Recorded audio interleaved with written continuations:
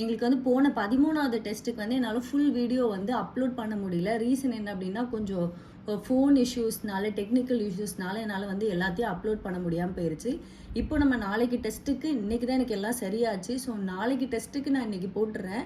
அப்புறம் நாளைக்கு டெஸ்ட்டுக்கு அந்த ஈவினிங் டெஸ்ட் எல்லாம் முடிஞ்சதுக்கப்புறம் நாளைக்குள்ளே கொஸ்டின் பேப்பரை அப்லோட் பண்ண அப்புறம் எப்போல்லாம் டைம் கிடைக்குதோ, ஏன்னா அதுவும் இல்லாமல் அது பெரிய சாப்டர்ஸ் நிறைய வீடியோ வேறு இருக்குது 13வது டெஸ்ட்டுக்குள்ளது. ஸோ எப்பப்பெல்லாம் கேப் கிடைக்குதோ அந்த டைம்லலாம் நான் உங்களுக்கு வந்து 13வது டெஸ்ட்டுக்குள்ளது அப்படின்னு மென்ஷன் பண்ணியே நான் வந்து பெண்டிங் இருக்கிற வீடியோஸையும் நான் வந்து போட்டு விட்டுறேன். Sorry for the inconvenience. Okay, நமக்கு சுரேஷோடைய 14வது டெஸ்ட்டுக்கு வந்து 9th உள்ள வடிவியல் சாப்டர் அப்படிங்கிறது தான் நமக்கு வந்து சிலபஸ். ஸோ நாளைக்கு டெஸ்ட்டுக்கு நமக்கு வடிவியலில் நமக்கு சிலபஸ்க்கு தேவையான சம்ஸை மட்டும் நான் போட்டிருக்கேன். இன்கேஸ் 2-3 சம்ஸ் விட்டுருந்தேன் அப்படின்னாலும் நாளைக்கு டெஸ்ட்டில் உள்ளதில் ஏதாவது கொஸ்டின் கேட்டுறாங்கன்னா அதையும் உங்களுக்கு எக்ஸ்பிளைன் பண்ணி முடிச்சிடலாம். ஆனால் மேக்ஸிமம் இதுதான் நமக்கு சிலபஸ்க்குள்ளே உள்ளது.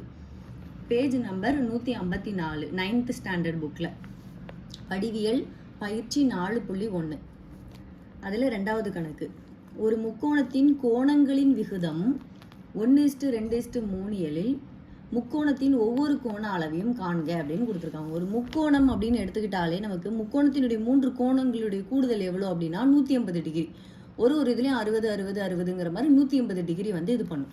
ஸோ முக்கோணத்தினுடைய 3 கோணங்களுடைய கூடுதல் என்னது 180 டிகிரி.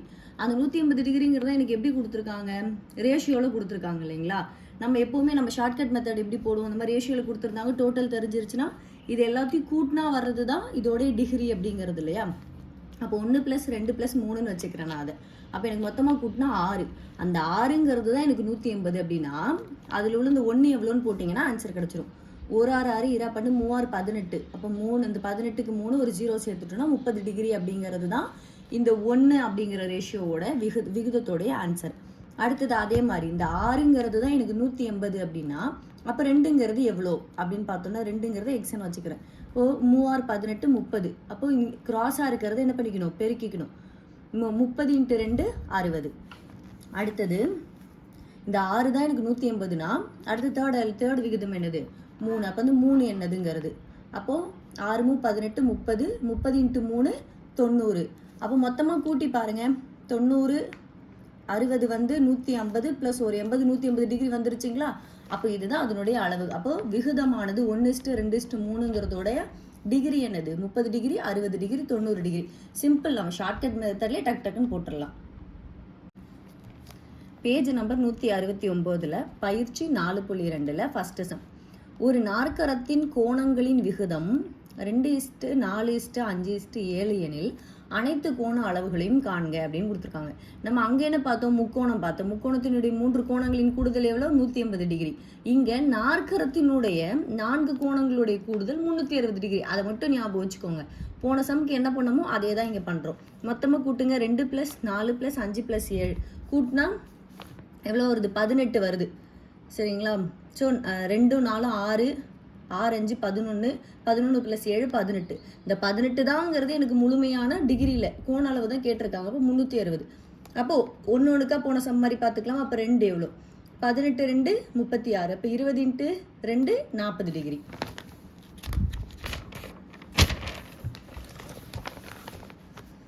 அடுத்தது பாருங்கள், 18 தான் 360 அப்படின்னா 4 எவ்வளோ 18 2 36. ஸோ 20 × 4 80. அடுத்து 18 தான் 360னா 5 எவ்வளோன்னு பார்த்தீங்கன்னா 18 2 தடவை அடிச்சோன்னா 36 2 தடவை அடிச்சோன்னா 2 இந்த 0க்கு 0 போட்டுக்கன்னா 20 × 5 100ன்னு வந்துடும். அடுத்து 18 தான் 360 அப்படின்னா 7 எவ்வளோ 7ங்கிறதா கடைசியாக கொடுத்துருந்தா விகிதம். 18 360 அடிச்சோன்னா 20 வந்துடும். அப்படியே 20 × 7 140. அப்போது கொடுத்துருக்குற அந்த விகிதமானது 2:4:5:7னுடைய கோண அளவுகள் என்னவாக இருக்கும் 40 × 80 100 140. மொத்தமாக கூட்டி பாருங்கள் 360 வந்துடும். அவ்வளோதான் போன சம்ம. முக்கோணங்களுடைய 3 கோணங்களின் கூடுதல் 180 டிகிரி, நாற்கரத்தினுடைய 4 கோணங்களுடைய கூடுதல் 360 டிகிரி. இது மட்டும் ஞாபகம் வச்சிட்டிங்கன்னா சம்ம நம்ம இந்த ஈஸி மெத்தடில் போடுற மாதிரி ஷார்ட்கட் மெத்தடில் போட்டுடலாம். இப்போ 4வது சம் அதே பயிற்சியில் சாய் சதுரத்தின் மூலை விட்டங்களின் நீளங்கள் 12 சென்டிமீட்டர் மற்றும் 16 சென்டிமீட்டர் எனில் சாய் சதுரத்தினுடைய பக்க அளவுகளை காண்க அப்படின்னு கொடுத்துருக்காங்க. ஸோ நம்ம சாய் சதுரம் ஒரு டயக்ராம் வரைஞ்சிரும். அப்படியே சதுரம் சாஞ்சிருந்துச்சுன்னா சாய் சதுரம், அவ்வளோதானே. இதனுடைய மூளை விட்டங்கள். மூளை விட்டங்கள், ஒரு மூளை விட்டம் எனக்கு எவ்வளோன்னு கொடுத்துட்டாங்கன்னா 12 கொடுத்துட்டாங்க. இன்னொரு மூளை விட்டம் 16 அப்படிங்கிறத கொடுத்துட்டாங்க. சாய் சதுரங்கள் அப்படின்னாலே என்னது, 4 பக்கங்கள் சமமாக இருக்கும். நமக்கு தெரிஞ்சுக்க வேண்டியது மூளை விட்டங்கள் செங்குத்தாக வெட்டிக்கொள்ளும். மூளை விட்டங்கள் எப்படி செங்குத்தா ஒன்று இதான் மூளை விட்டங்கள். செங்குத்தா என்ன பண்ணும், ஒன்று வெட்டிக்கொள்ளும். இரு சமக்கூறிடும் அப்படிங்கிறது என்னென்னா, இந்த பக்கம் ஒன்று, இந்த பக்கம் ஒன்று. இது பாருங்கள், நான் உங்களுக்கு டயக்ராம் போட்டு காமிக்கிறேன். இப்போ சாய் சதுரம் இப்படி வச்சுக்கோங்க. இப்போ இதுதான் சாய் சதுரம். 4 பக்கமுமே இது சமமாக தான் இருக்கும். கொஞ்சம் சரிஞ்சிருக்குமே ஒழிய 4 பக்கமே என்னது சமமாக தான் இருக்கும். அடுத்தது இதுதான் அந்த மூளை விட்டங்கள் அப்படின்னு சொல்கிறது. இதில் எனக்கு ஒரு மூளை விட்டம் எனக்கு எவ்வளோன்னு கொடுத்துட்டாங்க அப்படின்னா 12, எதை வேணாலும் வச்சுக்கலாம். இன்னொரு மூளை விட்டத்தை எனக்கு என்னென்னு கொடுத்துருக்காங்கன்னா 16ன்னு கொடுத்துருக்காங்க. இது இரு சமக்கூறிடும்னு சொல்கிறது என்னென்னா, இங்கே ஹாஃப். இப்போ இந்த 12 இருக்குது பார்த்தீங்களா, இது இந்த மூளை விட்டத்தை எடுத்துக்கிறேன். இப்போ இந்த 16ங்கிறத விட்டுருவோம். ஒரு மூளை விட்டம், ஒரு மூளை விட்டத்தை மட்டும் எடுத்துப்போம். இந்த 12ங்கிறது, இந்த 12 இதுக்கும் இந்த லைன் ஃபுல்லாக சேர்த்து தான் 12. அப்போது இது இரு சமக்கூறிடும் அப்படிங்கிறது என்ன, இங்கே ஹாஃப் இங்கே ஹாஃப்னு அர்த்தம். அப்போ 12ங்கிறத நான் எப்படி பிரிக்கலாம், இங்கே 6 இங்கே 6ன்னு பிரிக்கலாங்களா, அதுதான் அந்த 12ன்னு சொல்கிறது. ஸோ அடுத்தது இங்கே இந்த பக்கம் பார்க்குறோம் அப்படின்னா அடுத்த மூளை விட்டம்ங்கிறது என்னது அப்படின்னா 16. அப்போ அந்த 16 இங்கே ஹாஃப் இங்கே ஹாஃப்னு எடுக்கும்போது எவ்வளோ எடுப்போம், இங்கே 8 இங்கே 8ன்னு எடுத்துப்போமா. ஸோ நான் அப்படி எடுத்துக்கிறேன். அப்போ என்னது, எனக்கு இங்கே ஒரு ஹாஃப் 6ன்னு இருக்குது, இங்கே ஒன்று 6ன்னு இருக்குது, இங்கே 8ன்னு இருக்குது, இங்கே 8ன்னு இருக்குது. இப்போ இதனுடைய பக்க அளவு, இந்த பக்க அளவு இருக்குது பார்த்தீங்களா, இந்த பக்க அளவை கேட்குறாங்க. அப்போ நான் என்ன பண்ணிக்கலாம், ஏதாவது ஒரே ஒரு இந்த முக்கோணம் மாதிரி இருக்கிற ஒரு ஷேப்பை மட்டும் நான் எடுத்துக்கிட்டேன் அப்படின்னாலே, இப்போ இந்த ஷேப்பை எடுத்துக்கிறேன்னு வச்சுக்கோங்க. இது ஒருக்கா இந்த ஷேப்பை இப்போ நான் எடுத்துக்கிறேன். அப்போது எடுக்கிறப்போ இந்த ஒரு பக்கம் கிடச்சிருமா எனக்கு. ஸோ இந்த ஒரு பக்கம் எனக்கு கிடச்சிருச்சு அப்படின்னாலே மீதி எல்லா பக்கங்களும் என்னது எனக்கு சமம்ங்கிறதுனால அப்போ நான் பக்க அளவை கண்டுபிடிச்சிடலாம் இல்லையா. அதுதான் இப்போ நான் இங்கேருந்து இந்த அளவை மட்டும் எடுத்துக்கிறேன். இது ஒருக்கா இந்த ஷேப்பை மட்டும் எடுத்துக்கிறேன், இப்படி கட் பண்ணி எடுத்துக்கிறேன்னு வச்சுக்கோங்க. இந்த ஷேப்பை இப்படி கட் பண்ணி என்ன பண்ணுறேன், எடுத்துக்கிறேன். ஓகேவா, இந்த ஷேப்பை கட் பண்ணி இப்படி தனியாக எடுத்துக்கிறேன். அப்போது எனக்கு இங்கே இந்த 12ங்கிறதுலேருந்து பாதி, இந்த 6ம் இங்கே நான் எடுத்து வச்சிருக்கிற இந்த இது இருக்கு இல்லைங்களா, இந்த இதோட 8ங்கிறது எனக்கு கிடச்சிருச்சு. ஸோ இதோட இது 8, இதோடது இந்த அதாவது பாதி. ஒரு பக்க அளவு நான் வந்து ஒரு சைடில் உள்ளது இங்கே வந்து 6ன்னு, இன்னொரு சைடில் உள்ளது வந்து என்னது 8ன்னு எடுத்து வச்சுருக்கேன்னா அது கிடச்சிருச்சு. இன்னும் ஒரு பக்கத்துக்குள்ளது மட்டும் எனக்கு என்ன பண்ணல, கிடைக்கல. ஸோ இதை பார்க்குறதுக்கு நமக்கு என்ன மாதிரி தெரியுது, ஒரு செங்கோண முக்கோணம் மாதிரி தெரியுதா. செங்கோண முக்கோணம்னாலே நம்ம என்ன பண்ணுவோம், நம்ம கர்ணம் ஸ்கொயர் ஈக்குவல் டு எதிர்பக்கம் ஸ்கொயர் ப்ளஸ் அடிப்பக்கம் ஸ்கொயர் அப்படின்னு எடுப்போமா. ஸோ அதை தான் இங்கே கொடுத்துருக்கேன். இப்போ பக்க அளவு என்னங்கிறது தான் கேட்டிருக்காங்க. D1ங்கிறது 12, அது ஹாஃப் ஆக்கி 6 பக்கமே எடுக்கும்போது 6ன்னு எடுத்துக்கிட்டேன். D2ங்கிறது 16ங்கிறது 8ன்னு எடுத்துக்கிட்டேன். இப்போ இது பார்க்குறதுக்கு ஒரு செங்கோண முக்கோணம் மாதிரி இருக்கிறதுனால நான் அந்த இதில் வந்து என்ன பண்ணுறேன், சப்ஸ்டியூட் பண்ணுறேன். அப்போ கர்ணம் ஸ்கொயர் ஈக்குவல் டு அடிப்பக்கம் ஸ்கொயர் ப்ளஸ் எதிர்பக்கம் ஸ்கொயர். எனக்கு அடிப்பக்கம் என்னது, இந்த இடத்துல இது அடியாக வச்சுக்கிறேன். இங்கே 6 ப்ளஸ் இது 8. எப்போவுமே இந்த சாய்வான பக்கம் பெரிய பக்கத்தை தான் என்னன்னு சொல்லுவோம், கர்ணம் ஸ்கொயர். அப்போ அது எனக்கு தெரியாது. அப்போ நான் என்ன பண்ணுறேன், அடுத்து இந்த கர்ணம் ஸ்கொயர் முதல்ல கண்டுபிடிச்சிக்கணும். 6 ஸ்கொயர் 6 6 36, 8 8 64, ரெண்டையும் கூட்டுங்க 100ன்னு வந்துடும்.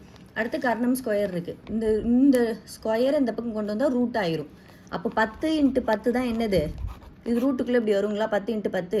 நம்ம என்ன பண்ணுவோம், ரூட்டுக்குள்ளே 2 நம்பர் இருந்தால் ஸ்கொயராக வர்க்கமாக இருந்துச்சுன்னா ஒரு நம்பரை வெளியில் எடுப்போமா. ஸோ 10ங்கிறது என்னுடைய கர்ணம். அப்போ என்னுடைய பக்க அளவுங்கிறது என்னது, நான் இப்போ எனக்கு கடைசியாக கிடச்ச 10ங்கிறது என்னுடைய பக்க அளவு. இது ஒரு பக்க அளவு மட்டும் கிடையாது, எல்லா பக்கமும் ஒரு பக்க அளவுன்னு கேட்குறதுனால நான் 10ன்னு போட்டிருக்கேன். 4யுமே கூட்டணும் இல்லை, அதோடைய சுற்றளவு என்னென்னா என்ன பண்ணுவோம், சாய் சதுரம்னாலே 4 பக்கம் சமங்கிறதுனால இங்கே 10 இங்கே 10 இங்கே 10 இங்கே 10ன்னு எடுத்துக்கலாம். ஸோ ஒரு பக்க அளவுங்கிறது எனக்கு என்னது 10ங்கிறது கிடச்சிருச்சு. ஒன்றும் பண்ணல, சாய் சதுரம் டயக்ராம் வரைஞ்சோம், கொடுக்கப்பட்ட அளவுகளை எடுத்தோம். இது இரு சமக்கூறிடும் அப்படிங்கிறதுனால ஹாஃபாக எடுத்துக்கிட்டோம்.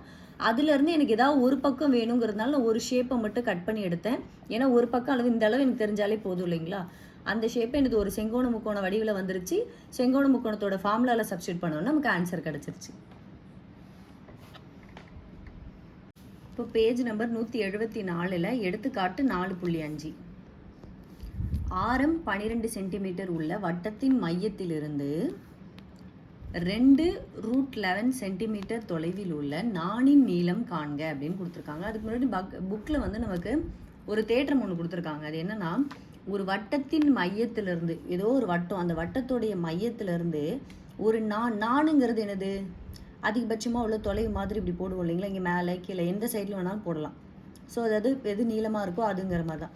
ஸோ ஒரு நாணிற்கு வரையப்படும் செங்குத்து அந்த நாணை இருசம கூறிடும் அப்படின்னு கொடுத்துருக்காங்க. இது ஒரு தேற்றமாக கொடுத்துருக்காங்க.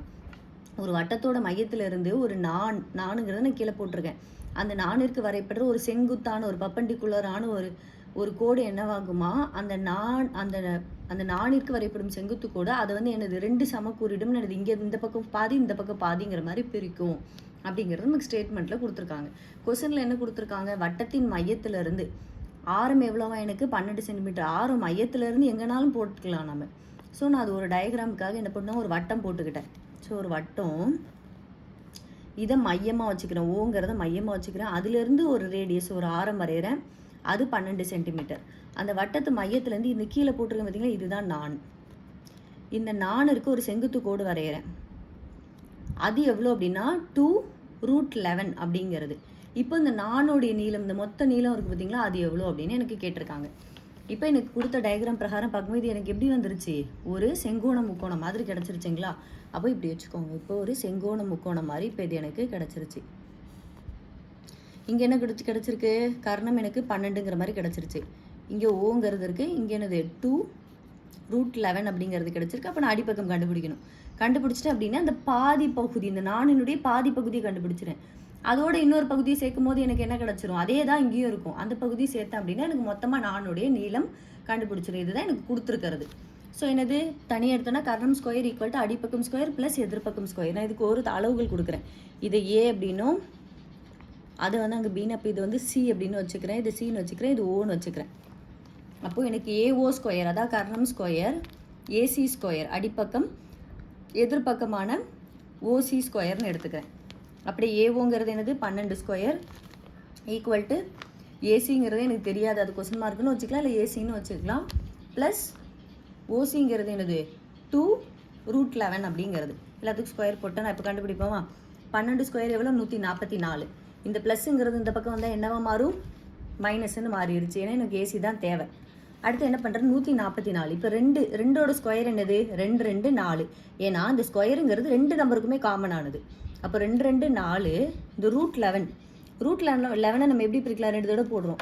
√11 போட்டோன்னா எப்படி கிடைக்கும், 11 × 11 கிடைக்குமா. அப்போ நம்ம இந்த மாதிரி ஒரே நம்பராக இருந்தால் ரூட்டை விட்டு வெளியில் எடுக்கிறப்ப என்ன பண்ணிப்போம், ஒரே ஒரு நம்பரை மட்டும் வெளியே எடுத்துப்போமா. ஸோ அந்த 11 எடுத்துக்கிறேன். அப்போ 4 × 11 ஈக்குவல் டு ஏசி ஸ்கொயர். இப்போ 4 11 44. 144லேருந்து 44 கழிச்சோன்னா 100ன்னு கிடைக்கும். 100உடைய இங்கே எனக்கு என்னது ஸ்கொயர் இருக்குது, அது இந்த பக்கம் வரும்போது ரூட்டாக மாறுமா. அப்போது 10 × 10ங்கிற ரூட்டு தான் எனக்கு என்னவா வரும், ஒரு 10 வெளியே வரும். ஏன்னா 10 × 10 எவ்வளோ, 100. இப்போ 2 10லேருந்து ஒரு 10 வெளியில் எடுத்தோன்னா 1 தான் கிடச்சிரும். அதுதான் இந்த ஏசி அப்படிங்கிற வேல்யூ. ஆனால் நமக்கு இது ஆன்சர் கிடையாது. ஏன்னா இது வந்து நான் கண்டுபிடிச்சிருக்கிற ஒரு பகுதி தான். மீதி பகுதி இருக்கு இல்லையா, மீதி பகுதி இங்கே 10னா கண்டிப்பாக அடுத்த பகுதி என்னவா இருக்கும், 10ஆக தான் இருக்கும். ஏன்னா எனக்கு மொத்த நாணினுடைய நீளம் தான் கேட்டிருக்காங்க. அப்போ இங்கே 10னா அங்கேயும் 10 இருக்குமா. அப்போ 2ன்னு போட்டுக்கலாமா, 2 20. இல்லை நீங்கள் 10 + 10 அப்படின்னு சேர்த்துக்கிட்டாலும் என்னது 20 சென்டிமீட்டர். இதுதான் மொத்த நாணினுடைய நீளம்.